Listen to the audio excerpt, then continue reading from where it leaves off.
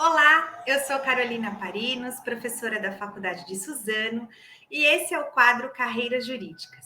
Hoje nós vamos falar da carreira da docência no ensino superior. E para isso, nós convidamos o Dr. Márcio Magalhães Foltora, que é doutor em Ciências Sociais, mestre em Administração, graduação em Filosofia, Teologia e Pedagogia, consultor de empresas em competências e implementação de universidade corporativa, consultor em gestão acadêmica da Uniesp desde 2011, professor em curso de graduação e pós-graduação desde 1999, também atuando na gestão de instituições de ensino superior, diretoria e direção, reitoria e direção geral, no credenciamento e recredenciamento de instituições de ensino superior.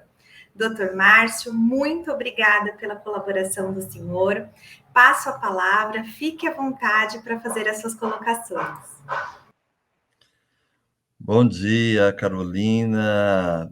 É uma alegria muito grande poder estar aqui com vocês. Parabéns, primeiramente, né, à professora Carolina, professor Franco, da Faculdade Suzano, por essa iniciativa. Acho que isso é muito importante. Nós sabemos que o direito é uma área que possibilita, de fato, que a gente tenha aí múltiplas possibilidades de atuação.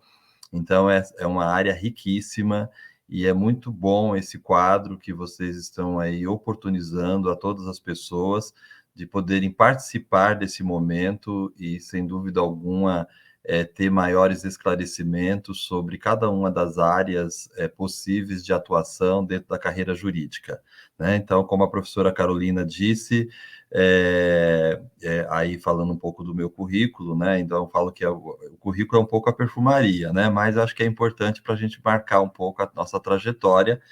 Eu tenho 29 anos de carreira docente, né? Eu comecei como professor em 1994. Certamente a grande maioria que está nos assistindo, ou que vai nos assistir, certamente nem tinha nascido ainda, né? Então, não vou pensar que eu sou um Matusalém, mas que a gente tem uma felicidade muito grande de estar nessa carreira de 29 anos, de 94 até 99, eu atuei na educação básica, né? Então, eu fui professor de história, fui professor de geografia, professor de filosofia, né? Então, atuei dentro dessas áreas e depois acabei fui diretor de escola. Eu moro em São Caetano do Sul e fui diretor de uma escola aqui em São Caetano do Sul, uma escola tradicional, que é o Externato Santo Antônio, uma grande escola aqui da região.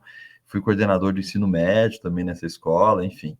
E depois, a partir de 1999, eu ingressei no ensino superior e lá se vão aí 24 anos aí de história do magistério. E a primeira coisa que eu gostaria de falar sobre essa carreira é que eu sou muito feliz nela, né? Então, assim como um testemunhal inicial, né? Eu sempre falo que o professor, ele é um transformador de gente, né? Então, a gente tem a possibilidade aí, com o nosso trabalho, de se relacionar com tantas e tantas pessoas, já passaram tantos e tantos alunos nesses 29 anos de trajetória. Imaginem quantas e quantas pessoas, de alguma forma, a gente conseguiu tocar, né? Então, isso já é, por si, muito gratificante, muito importante. Agora, eu queria direcionar a minha fala muito mais para a carreira docente dentro da área jurídica, já que esse é um quadro que fala sobre carreiras jurídicas, né? Então, eu dei aula no curso de Direito, dei aula de Sociologia, porque eu tenho doutorado lá em Ciências Sociais, Sociologia Jurídica, dei aula de Hermenêutica Jurídica, de Sociologia Geral, aquelas disciplinas que alguns alunos, quando sabem que vão ter, faz aquela cara de quem está diante de um prato de jiló com quiabo, né? Mas eu sempre falo o seguinte: essas disciplinas básicas, elas são fundamentais porque elas começam a dar a toda, como o próprio nome já diz, a base necessária para que a gente possa pensar nas áreas específicas. Geralmente quem vai fazer direito quer ter direito penal, né? Muita gente vai fazer direito, eu quero estudar direito penal, né? Mas como que nós vamos entender o crime se não entender que esse crime acontece dentro da sociedade? Então, as ciências sociais, ela é sempre muito importante aí dentro dessa área, né? E eu queria, então, dividir a minha fala em algumas partes. A primeira coisa importante é entender a estrutura da educação que nós temos hoje no Brasil, né? Já que nós vamos falar de carreira docente, então a estrutura da educação brasileira. Nós temos uma legislação que rege toda a estrutura educacional brasileira, que é a Lei de Diretrizes e Bases da Educação Nacional. Essa lei, a que chamávamos até pouco tempo, nova LDB, Lei de Diretrizes e Bases, né? Ela foi promulgada em 20 de dezembro de 1996, já faz um bom tempinho, mas ela alterou toda a estrutura da educação, a educação básica nacional, e também ofereceu aí para nós uma perspectiva diferenciada em relação às demais fases do ensino, né? Então, quando a gente pensa na Lei 9.394, de 1996, ela, antigamente a gente falava, eu estudei o primeiro grau, né? Ela mudou isso, não tem mais primeiro grau, segundo grau, terceiro grau, né? Então, ela passou a criar uma nova nomenclatura dentro da educação. Então, antes, a educação básica era do primeiro ano até a quarta série, que a gente chamava de primário, e depois da quinta a oitava série, que era o ginásio. Então, aqueles lá que tem DNA mais antigo, né, data de nascimento antiga, lembram mais disso, do primeiro grau, do segundo grau, né? E algumas pessoas ainda falam assim. Assim como nas escolas, as pessoas falam de grade curricular, né? Hoje não é mais grade, é matriz. Eu costumo brincar, se aqui é grade, no interior deve ser cerca, né? Então mudou a nomenclatura. A gente tinha uma associação das nomenclaturas muito ligada à estrutura militar, né? Inspetor de alunos, né? Então aquela coisa assim bem grade, então aquela coisa aprisionada. A matriz é aquilo que possibilita que a aprendizagem é um processo dinâmico e ele tem que ser aberto, né? Parte de uma matriz e todo ambiente acadêmico é um ambiente de aprendizagem. Então isso é muito importante.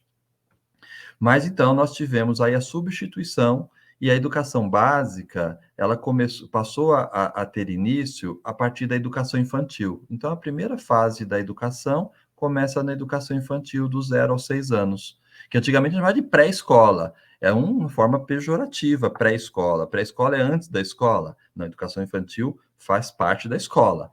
Então, nós passamos a ter a educação infantil do 0 aos 6 anos. A partir dos 7 anos, nós temos o ensino fundamental, né? O ensino fundamental, o primeiro ciclo dele acontece do primeiro ao quinto ano, e o segundo ciclo do sexto ao nono ano. Tivemos aí o adicionado o nono ano.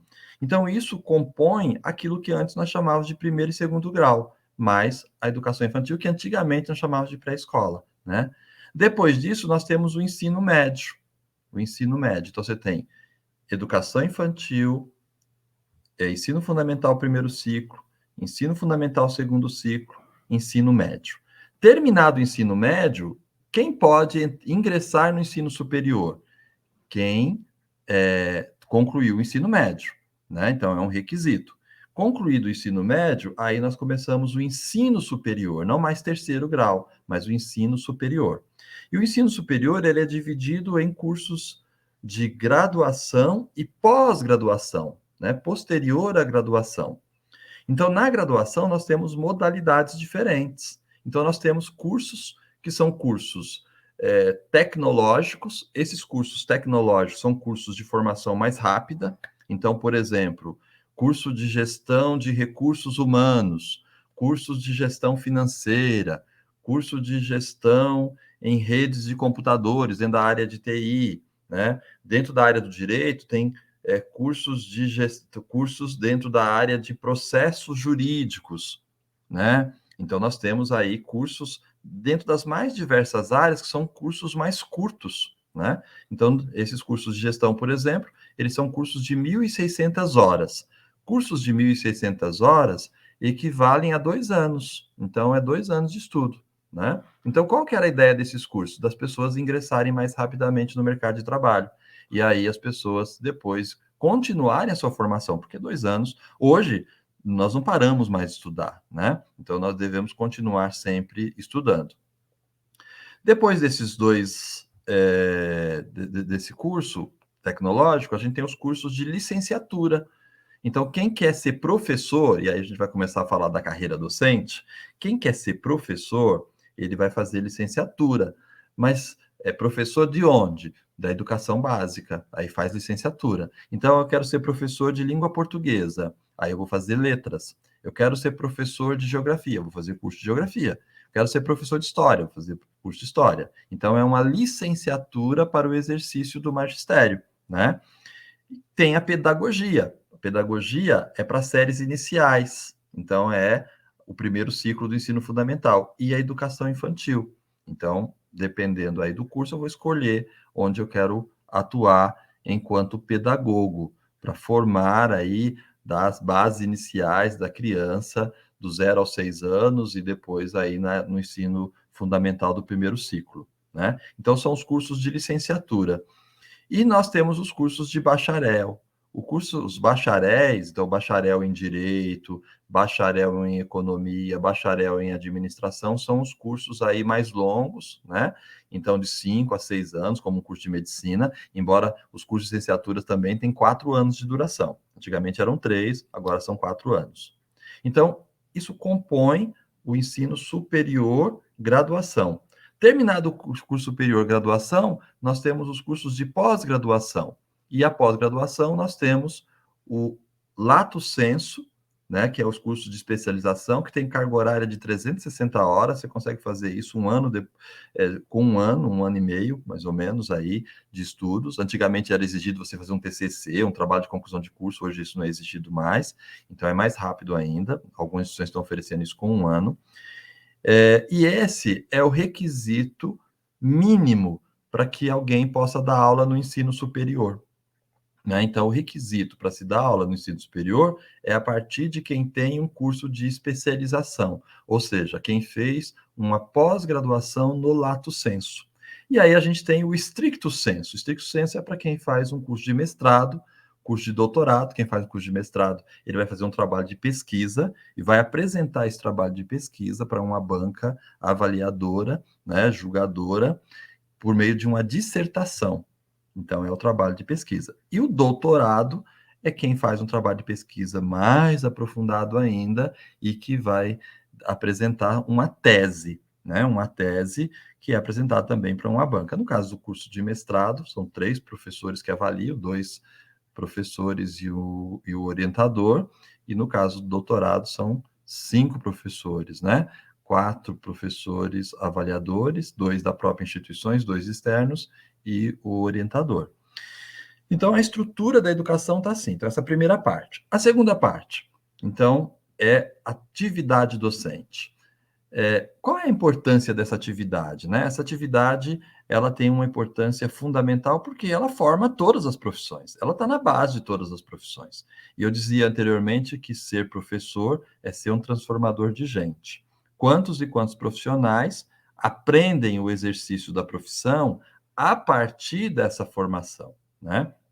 A partir daqueles que ensinam. Então, sempre nós temos aí professores que vão se tornar para nós uma referência. E outra coisa importantíssima dentro do magistério, né, dessa carreira, é a possibilidade que nós temos de uma aprendizagem muito maior, né, porque pensem aí quem se interessar pela advocacia, eu vou ser advogado, eu posso conciliar a minha advocacia com a carreira do magistério, né? E isso vai fazer com que eu estude cada vez mais aquela área que eu atuo, porque o professor, ele não é alguém pronto e acabado, mas é alguém em contínua aprendizagem, como todos nós. Todos nós somos sujeitos em constituição. E vamos nos constituindo enquanto sujeito, quanto mais nós aprendemos, quanto mais nós nos formamos. Então, nós não estamos prontos, né? Nós somos inacabados. E na sociedade do conhecimento, que é a sociedade que nós vivemos, isso é uma exigência cada vez maior, que cada profissional invista na aprendizagem contínua. E o professor só será um bom professor se ele for um bom aprendiz.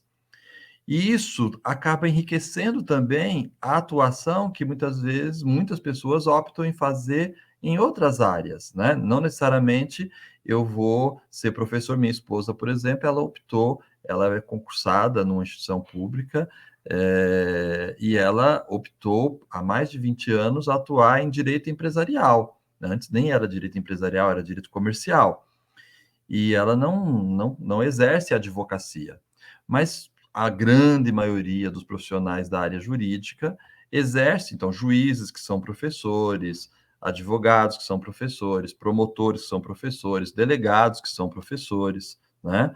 Então, quem atua em outra área é um enriquecimento muito grande, porque a possibilidade de aprendizagem, de lidar com questionamentos dos alunos o tempo inteiro, e que faz com que o professor tenha que se preparar o tempo todo, né? Então, o professor ele vai se preparar o tempo todo. Então, essa formação, ela passa a ser uma formação muito mais consistente, muito mais sólida, que vai contribuir também para as outras áreas de atuação. Então, essa é uma grande vantagem de quem exerce também essa carreira, né? Agora, quem se dedica só a essa carreira é é aquela coisa maravilhosa. Sou suspeito para falar, como falei, tenho 29 anos aí de história de magistério, né, sendo 24 só no ensino superior.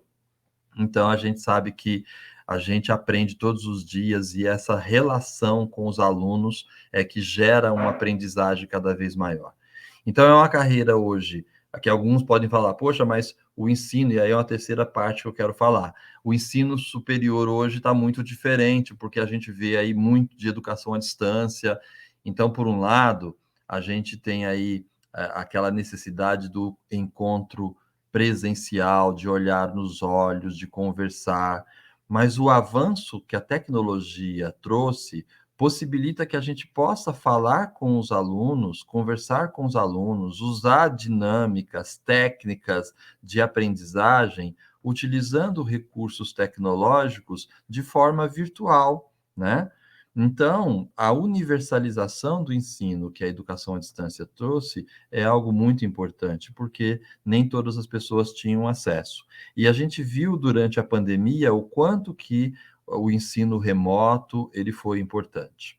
Então, por isso, quer dizer, abre-se uma outra perspectiva. Então, quem exerce carreira docente, também de ministrar cursos, de ministrar palestras, a partir do ensino à distância, né?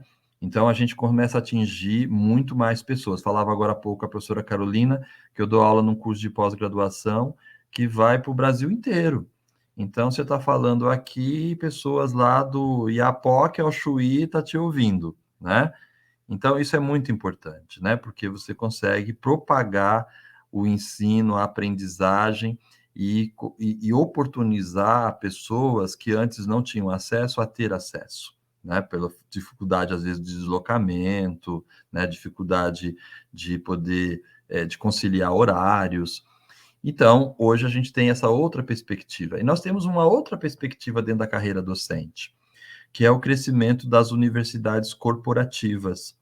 As empresas, elas sabem que para que elas consigam alcançar os seus propósitos, elas precisam ter pessoas com as competências desenvolvidas.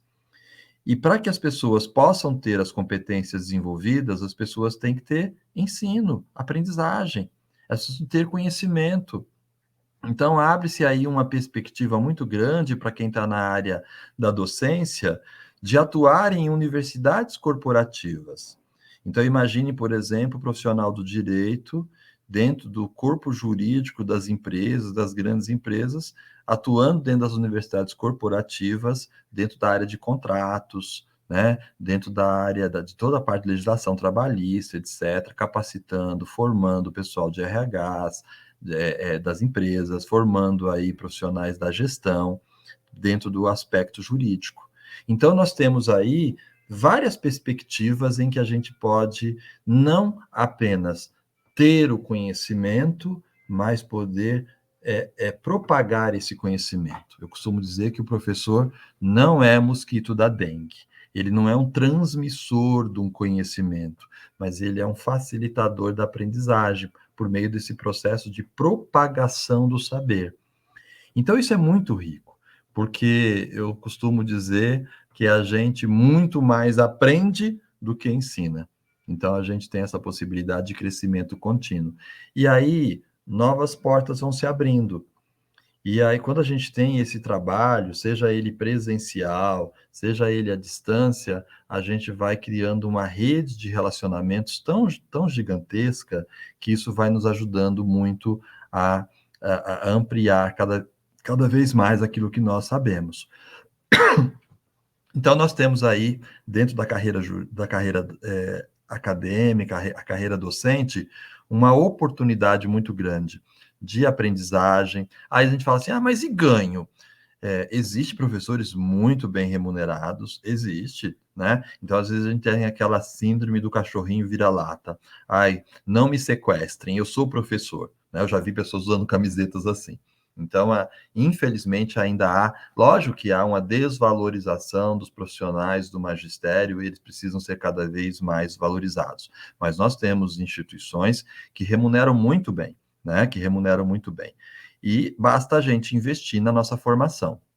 Porque o que nos diferencia é exatamente o quanto que nós vamos investir na nossa formação. Eu posso ser juiz, eu posso ser promotor, posso ser delegado e ficar na mesmice. Ou eu posso investir cada vez mais na minha formação e sair da mesmice, né? Fazer a diferença. Eu sempre costumo dizer, se você não fizer a diferença, você não vai fazer diferença alguma. E em qualquer área que você for atuar, você precisa fazer a diferença. Porque é isso que vai te projetar para o futuro, né? Então, na carreira docente, há grandes perspectivas também, desde que você faça a diferença, desde que você não seja mais um professor, mas que você procure ser o professor, a professora, com consciência da importância que você tem na vida das pessoas que têm contato com você. Mas é uma fala rápida, claro, a gente teria muito mais coisas para a gente poder falar aqui sobre carreira docente, né? Mas eu dei uma pincelada geral, acho que é importante vocês saberem dessa estrutura da educação, saber que qual o requisito, então, para ser professor no ensino superior, na educação básica são as licenciaturas, no ensino superior, no mínimo aí, um curso de especialização. Mas importantíssimo, né? Fez um curso de especialização, a gente se empolga, e aí a gente vai fazer um mestrado, vai fazer um doutorado, porque o doutorado é o amadurecimento de todo esse processo. Então, é quando eu atingi a minha maturidade, porque eu aí produzi uma tese, né? A maturidade é de trabalho de pesquisa. O professor que não pesquisa, que não busca informação, fica limitado naquilo que ele trabalha com seus alunos. O professor tem que ser sempre um pesquisador, né? E um pesquisador sempre tem a oportunidade de aprender mais. Mas quero mais uma vez agradecer à professora Carolina, agradecer ao professor Franco e agradecer aí à Faculdade Suzano e parabenizá-la mais uma vez por essa iniciativa. Acho isso muito importante e que esse vídeo ele possa ser propagado aí e ajudar esse e os demais vídeos que foram feitos dentro dessa série aí de vídeos de carreira jurídica possa ajudar as pessoas no seu processo de discernimento. E não deixem aí de participar dos processos seletivos aí da Faculdade Suzano. Tá aí o WhatsApp para tirar as dúvidas, entre em contato, perguntem e a gente fica sempre à disposição.